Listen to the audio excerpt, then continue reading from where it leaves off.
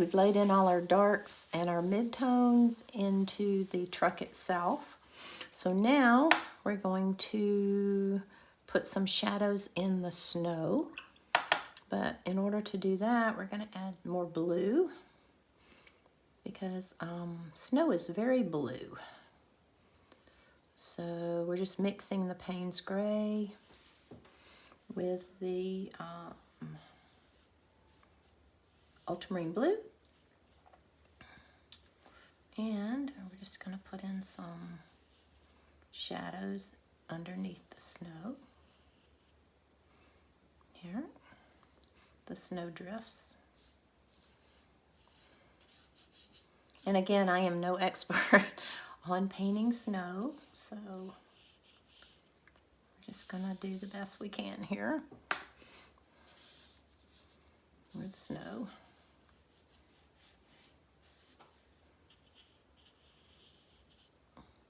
Knowing that the snow is gonna be darker up in here and up under the truck itself. There should be darker snow up under there. Logically, one would assume. So we'll kind of do something like that.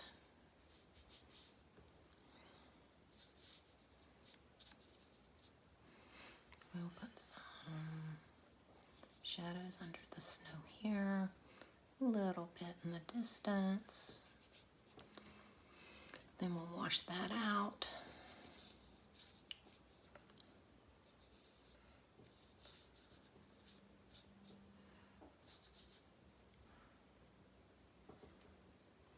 And again, we're just, more or less, we're just defining where everything is. This is in the background, so this is going to be lighter.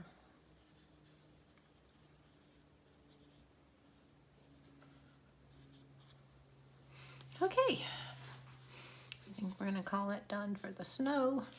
And if you think it's too much, you can just blend some of that out.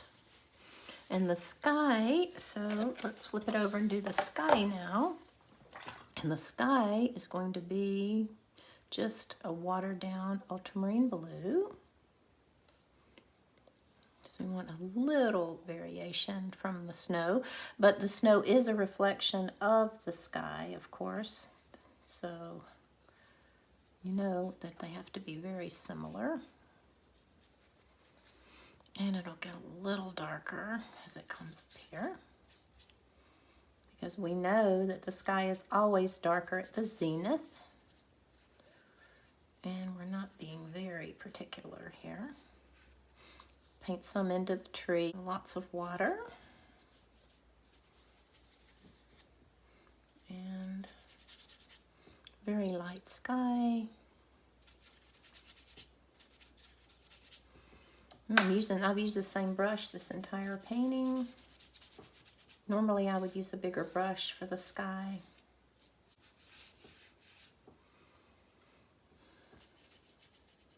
And just, you can leave clouds if you want. I don't want the focus to be the sky, so I'm going to keep it very simple, because the truck is the focus.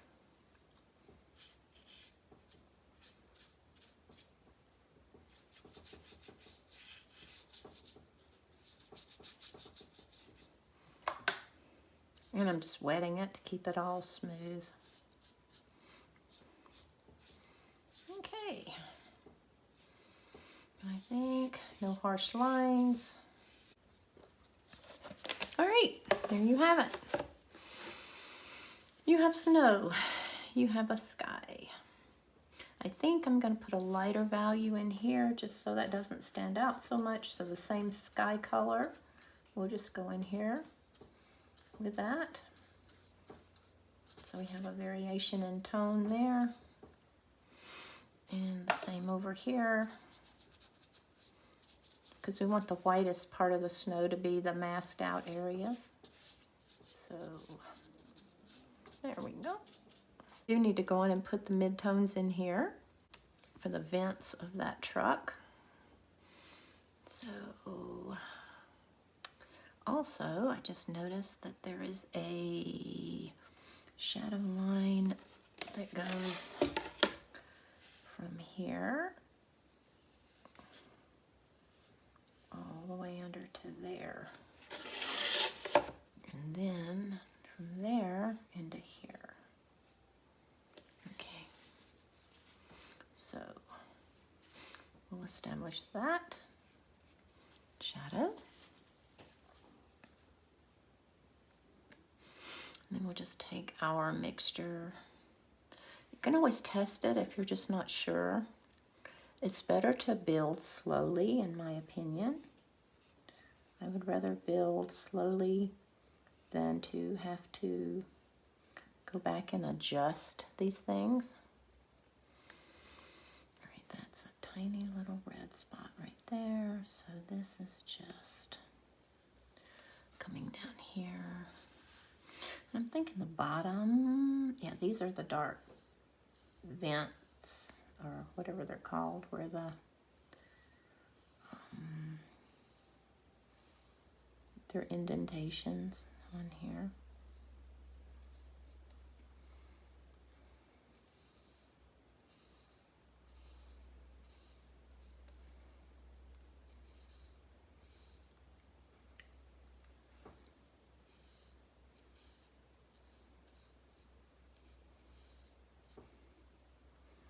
Just trying to get them dark enough to make them believable. Let's see, so,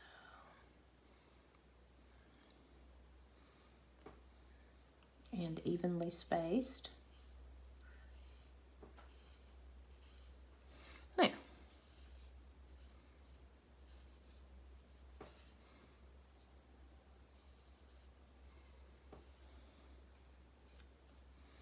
And usually there's a darker, even a darker line in the center of the vents.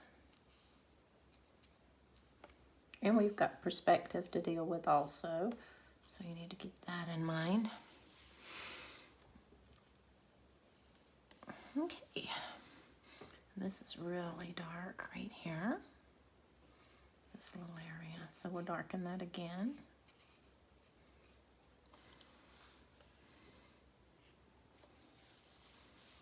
Okay, and this is darker around the headlamp.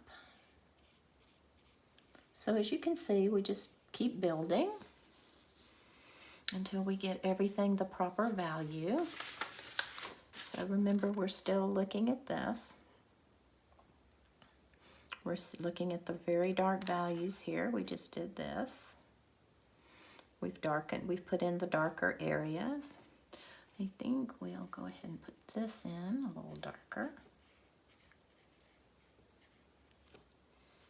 This is just a loose reflection in the windshield, in the windows, windshield, I guess.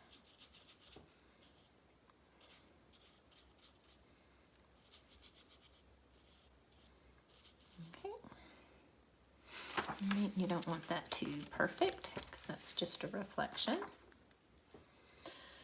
It's darker here. That's the mirror covered in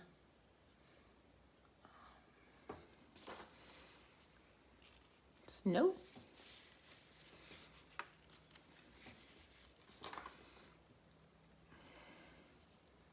And it's a little darker here. Also, you've got to remember that watercolor dries lighter. That's the other thing you have to remember. So you always have to push those darks darker than you're comfortable with, really.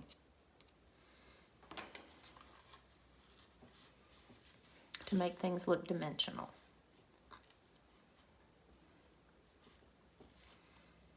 So there's our photograph of our painting.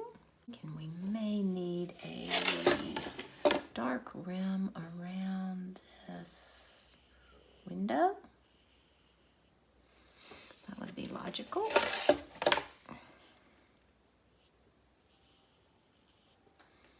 just with a light touch. These are really nice brushes for that. There's also a shadow that comes right there. And I'm thinking this might be darker right here, but I'm not going to make it as dark. Just a little area around that window, like that. I think that's a good idea. The other thing we have to do is to get some darks in behind these trees. So I'm going to go ahead and put in the darks, shadows in behind these trees, underneath the tree bottoms, and anywhere where I think there would be a dark. Let's go ahead and drop some in there.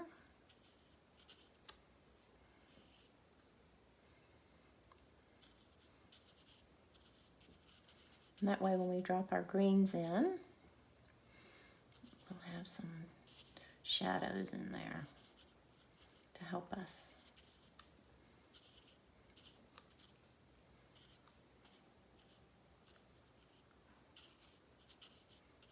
And we drop the green in.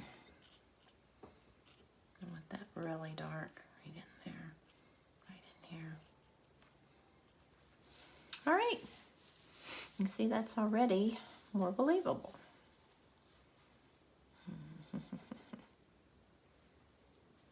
We need to straighten out this fender, and we'll do that when we put our reds in.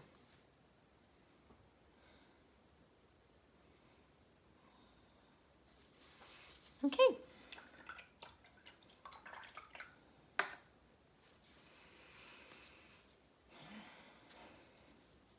So since I have the green, I'll let that dry for a minute. Since I already have the mixture for the medium green, I think I'll go ahead and drop some of that in to my trees. And that's just a mixture of ultramarine and New Gamboge. We don't want it everywhere though. This is very watery. Just establishing that it's a tree.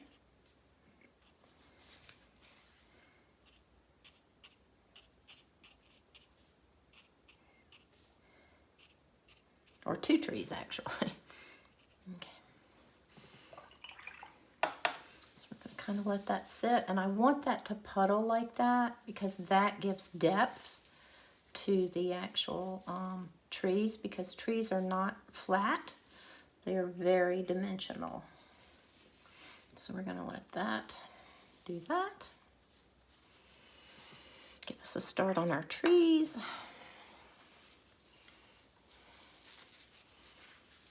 And let's make room for our red. And I'm mixing, I have 3 palettes here, actually. I'll take a photograph of my palettes, but I mix on this one porcelain. Well, they're all porcelain, but I mix on this one so that you can see better in the camera.